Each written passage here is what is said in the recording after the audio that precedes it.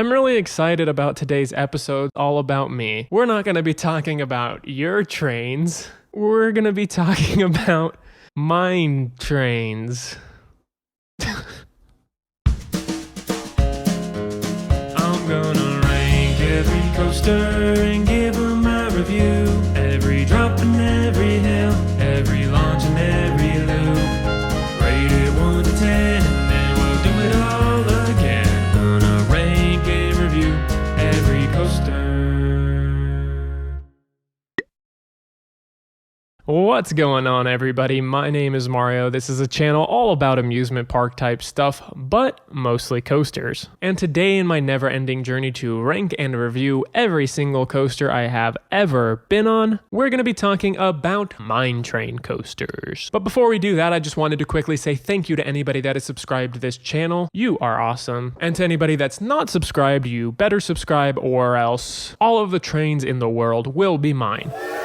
But without any further ado, let's review. For this video, I'll be reviewing every single mine train I've been on except for Thunder Mountain, because I feel like that one is worthy of its own video. But now let's start talking about the coasters that are in this video, with the Runaway mine train at Six Flags Over Texas. This coaster was manufactured by Aerodynamics, and it was the first mine train coaster they ever made. And as the saying goes, first is in fact the worst. This coaster has a boring layout with slow turns and small drops. It doesn't do much of anything aside from one actual drop into a tunnel at the end that is pretty decent, yet somehow uncomfortable and borderline painful. That's the theme in general for this ride, with awkward banking and track profiling, and the relatively new trains unfortunately do not do much to prevent this discomfort. This ride does have a few positives though, with a nice wooded setting, some theming elements including 2 tunnels, several old wooden buildings, and even a saloon towards the end. And I also appreciate the 3 lifts contributing to a long ride experience. Ultimately, if the transitions were just a little bit better, this would be a great kiddie/family coaster. But as is, I don't think it's a great coaster for anybody, so it gets a 2 out of 10. And it ranks at number 217 out of the 229 coasters I've been on. Next up, just next door, is Mini Mine Train. As the name would suggest, this ride is significantly smaller than Runaway Mine Train, but it is more enjoyable overall. This small, simple layout is a circle with a few small hills. Some of the highlights are the near miss with Mr. Freeze, and a couple of the wooden buildings, just like Runaway Mine Train. Where this ride is better than its big brother is the smoother transitions, no discomfort whatsoever, and even a small pop of airtime on one of the small hills.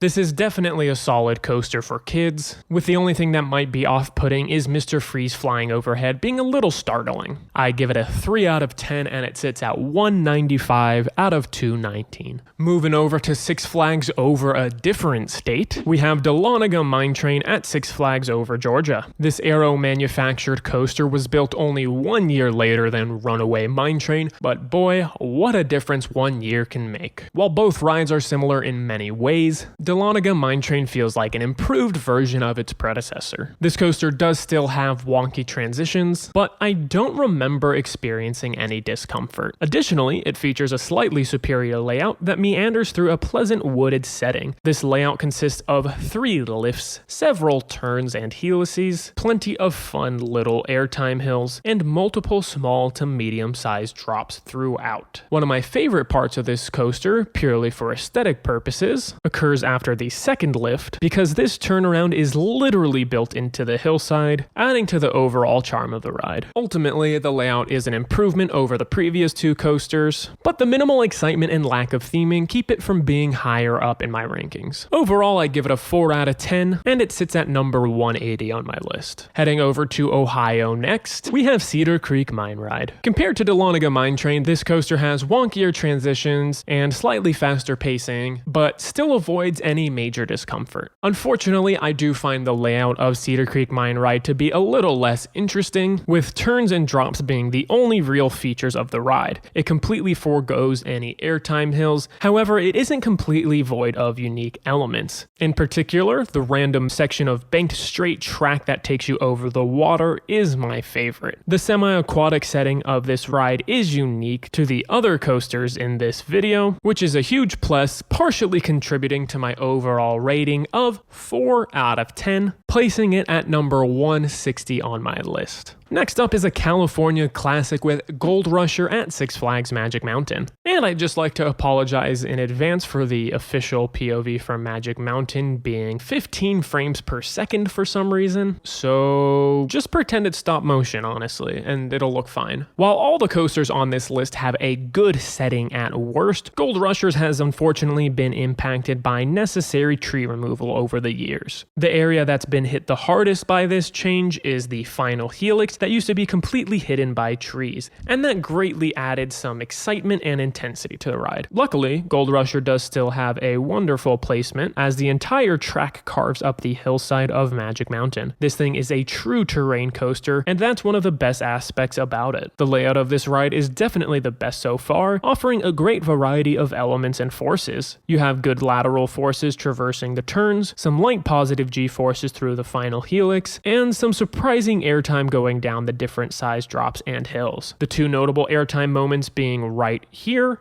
in the back of the train and going into the final breaks in the front of the train. Another thing worth noting is the hand choppers, because they are actual hand choppers. Seriously, don't put your hands up.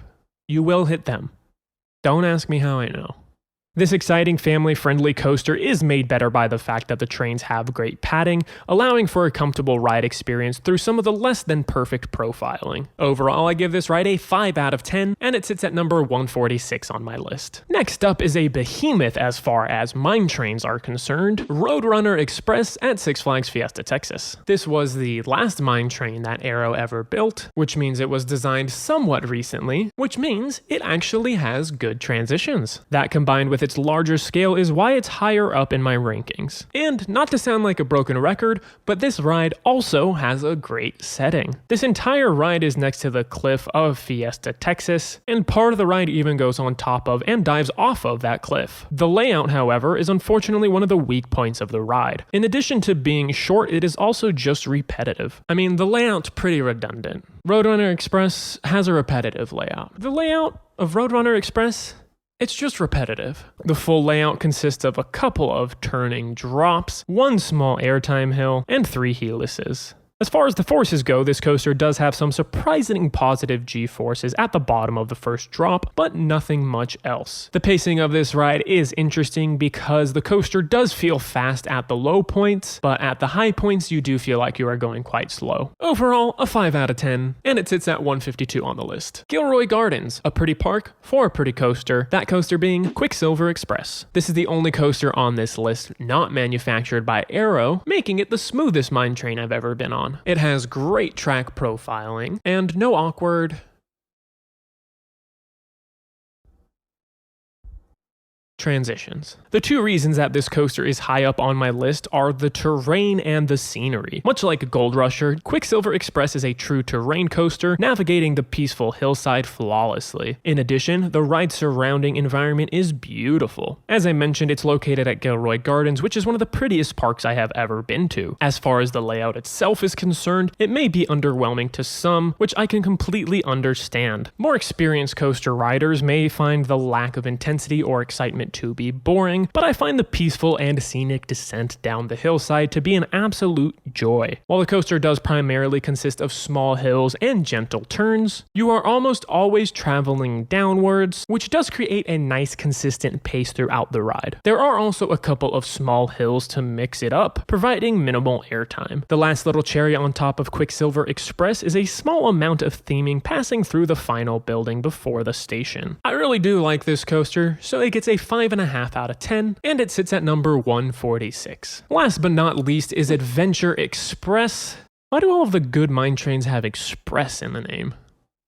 This coaster is located at Kings Island and is really a combination of all the best parts of all the other coasters so far. You have the charm of an old school mine train with the less than perfect transitions, but it's smooth enough so it is still comfortable. You have great scenery with a nice natural setting combined with solid man-made theming as well. To top it all off, it's integrated into the natural terrain as any good mine train should be. And on top of all of that, it is also unique. The way this ride starts out is straight out of the station, picking up speed as you travel downhill. You pass through multiple tunnels before you even hit the first lift, and on that lift, you even have some theming with some creepy faces. After that, you have more turns, more helices, and some small hills. You also do carry your speed very well throughout this entire ride. You have one more hill before the final lift hill, and the final lift hill is arguably the best part of the ride. It's definitely the best themed part of the ride, as it is fully enclosed, so you are in darkness, and you have interesting animatronic statues pounding their fists. And even though this lift hill only serves to get you back to the station, it is still a very, very nice touch. There certainly are not many mine trains out there that are better than Adventure Express, so it gets a 6.5 out of 10 and sits at number 127. Not bad at all. And there we have it. That's my review of all the mine trains I've been on. I'd love to know what you guys think of mine trains. Make sure to give the video a thumbs up if you liked it, subscribe and turn on notifications for more content like this, and make sure to tune in next time where I'll be talking about whatever this wheel lands on.